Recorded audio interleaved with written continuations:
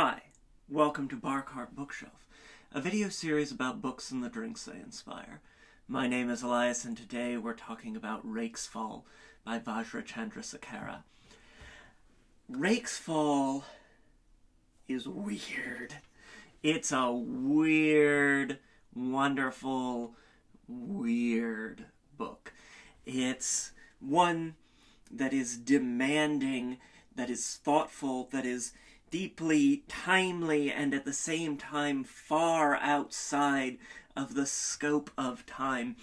It is a book that rewards careful reading, but also rewards the experience of giving yourself over to the novel and just letting it flow over you.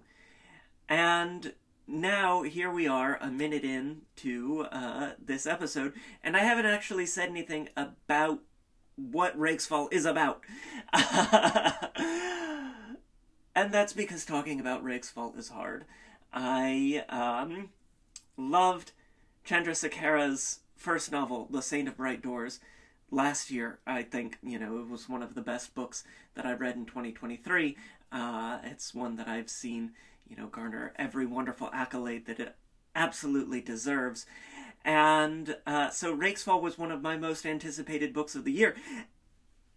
And it's astounding. It's challenging. It's hard to read in places, but just lush in the language. And an overwhelming sort of emotional odyssey, one that sweeps you along to the very end of the earth, through time and through these mosaical lenses of the same souls, on and again. And it's ostensibly a science fiction novel, but it's one of those that just defies genre in the most masterful way. In the way that, like the work of Simon Jimenez, the trappings of the genre are understood, with The Vanished Birds and with The Spear Cuts Through Water. So also with The Saint of Bright Doors and RAKESFALL, this understanding of genre, this understanding of craft, and this playful destruction and reconstruction all around it. And so I can't, and I don't feel like it's appropriate to talk about plot things in RAKESFALL, because that's all there, but it plays a smaller part in a much larger story as compared to, some of our more plot-driven novels that we talk about here on Barcart Bookshelf. And it is just an astounding work of speculative fiction. One that wriggled through me like worms, and one that I think, in 5 years I'm going to reread and re-understand and know better, because for 5 years it will have been ticking around unconscious in the back of my brain. Just rewarding, immensely rewarding, and one that I'm so excited to get to talk about here on Barcart Bookshelf and on the day of release, because today is the release day for RAKESFALL. So very exciting. I'm so very grateful to the publisher, Tor.com, for sending me an advance copy so that I could just try and wrap my brain around it for a while, and in a way that I hope I've managed to do. So without any further ado, why don't we turn to this week's drink? This week's drink is called The Red Web. One of our souls is always, life after life, again and again, the last in a long line of red and skinless witches, and connected into this web all through the cosmos. You gotta read it. You gotta see for yourself. And to that end, we are going to get started. we're going to have as our base spirit today Batavia Iraq, which is a sort of in the rum family. It's a sugarcane and rice spirit. There are Iraqs made all over the world of different types, but the one that we're using here is Batavia Iraq from the East Indies, there in the sort of Indian and edge of the Pacific Ocean. It's going to be a really nice base in that sort of rummy family, similar to cachaça, but also not at all the same. And it's a spirit that appears early on in the novel, when things are a little closer to our situation.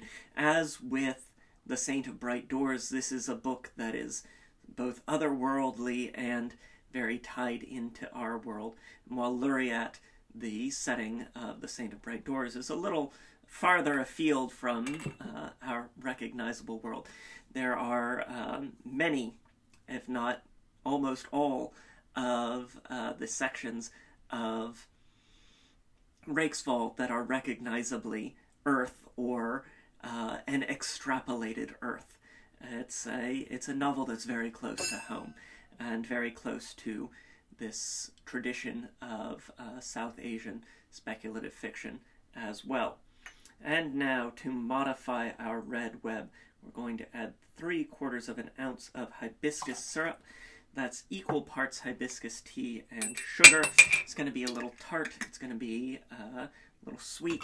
It's going to be very, very refreshing and very, very red. To brighten things up, in case we need to exorcise any spirits, we're going to add 3/4 of an ounce of lemon juice. And then for a little more red and a bit of bitterness, going to get a few dashes of Peychaud bitters in there. As always with bitters, it's easy to add more, hard to add less. I really like the Peychaud, so I like to add a little bit more, but 2 to 4 dashes. And if, when you're tasting your cocktail, you think, oh, I'd like a little bit more of that licorice rosehip sort of red flavor of the Peychaud, then you can always add a little bit more. Get our ice in there. Lovely. And shake it up, wake it up.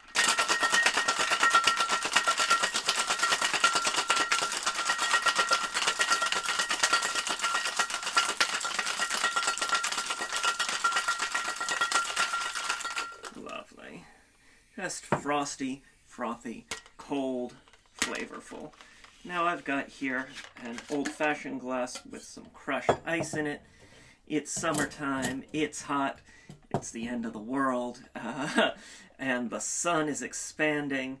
We're concerned with heat in RAKESFALL, so we're keeping it cool with that crushed ice. Perfect. There you go. Beautiful, reddish, pinkish, very refreshing. The red web, inspired by RAKESFALL by Vajra Chandrasekera. RAKESFALL is available now. There is no other book you are going to read like this summer. It is wild and weird and timely and thoughtful and fresh and innovative in all the very best ways. I really highly encourage you to check it out. I've got a link to snag it in the description down below, as well as links to various forms of social media, including Twitter, Instagram, and Blue Sky, where there is always a written version of today's recipe. Try the drink. Let me know what you think in the comments down below. Read RAKESFALL. I'd love to hear your thoughts in the comments below as well. And until next time, cheers.